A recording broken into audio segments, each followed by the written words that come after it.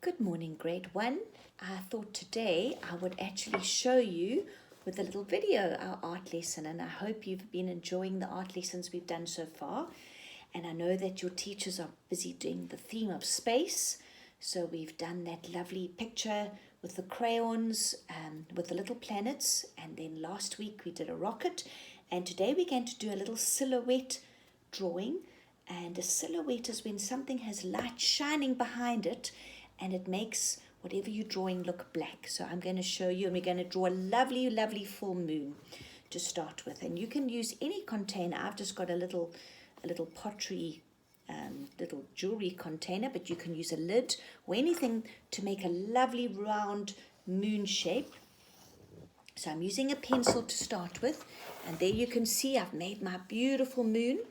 And then we're going to draw a tree, and I'm actually going to keep holding my page upright so that you can see how I draw the tree as I draw it. So I'm going to start off by drawing the trunk of the tree at the bottom, and as the trunk of the tree grows up, and as you know, we're going from autumn now into winter. And what happens when you go into winter is that the trees start losing their leaves. So our tree is not going to have any leaves. If you want to, you can put one or two or few leaves on, but this tree's just going to be branches, bare branches.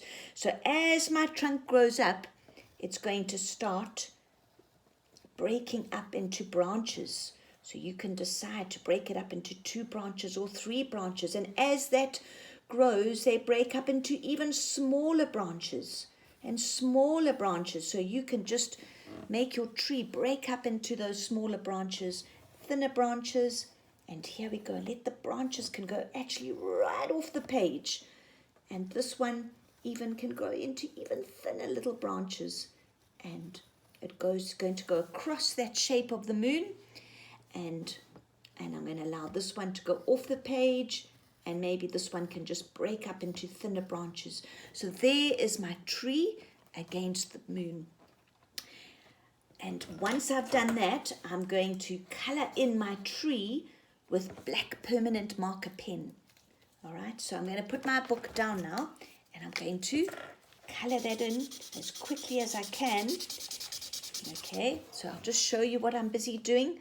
If it makes it easier, you can outline it first with the black, and then you can color it in afterwards.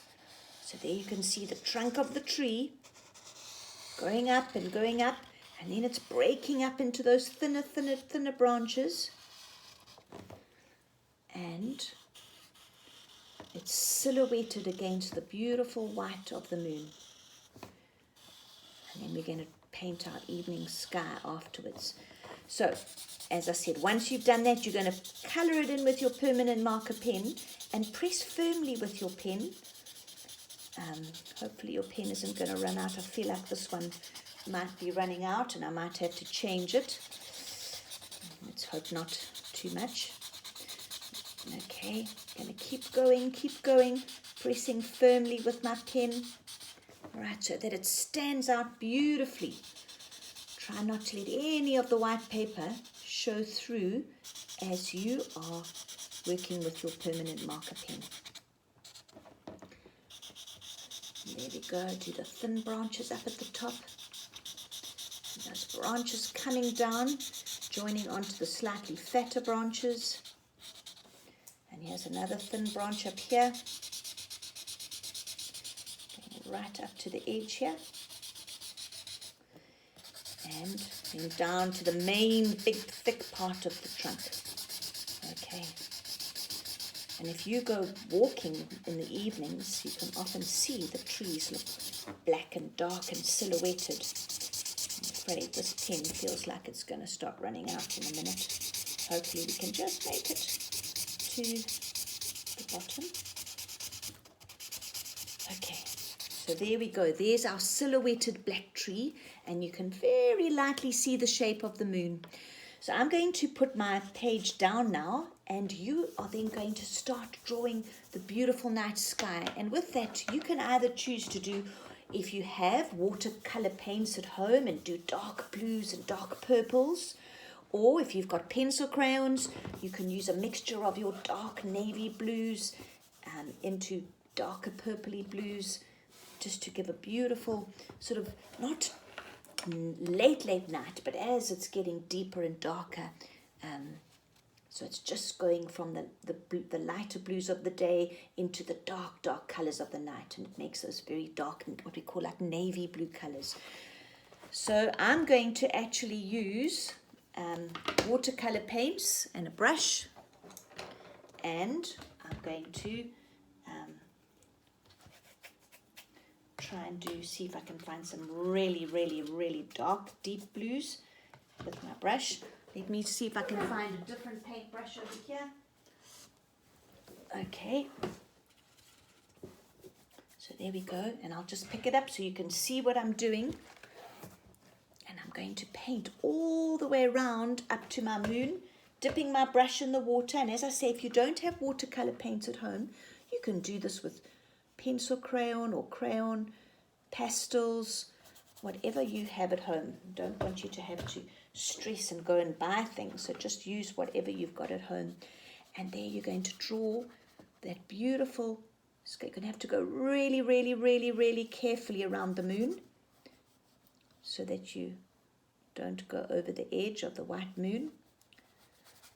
And let me bring my water jar around here so that you can see. And you don't have to use just one blue, you can use different shades of blue. Some, even if it's got a bit of greeny blue in it, it's also fine. And I don't have a purple paint, but if you had a bit of purple color, you could also put that in. But as I say, you can use pencil crayons, you can use anything that you have at home. And now you can see the full beautiful moon shining behind the tree. Beautiful full moon. And there we go, all the way down. Doesn't matter if you actually paint over the black of the tree, because it just sort of overlaps it and the black shines through. It's up to you if you want to, when you get further down, if you decide you want to move into greens or other dark colors, you can. So I'm going to go down. And maybe, yes, maybe I will. Maybe I'll start moving into sort of darker greens, or put some colors, or let it sort of blend into the greens of the landscape behind here. Mixing it with my blues, but keeping it. And there we go. How easy is that, boys? Beautiful. And you've created a lovely silhouette of a tree. If you really want to, you could even, when you draw your tree, go and sit outside with your sketchbook and look at the trees in your garden. And maybe you can copy one of those trees instead of just making it up. Actually, look at the way those branches go. There we go. Right, so there you go. That's your beautiful silhouetted black tree against your full moon. You could also decide you want to have a lovely crescent moon.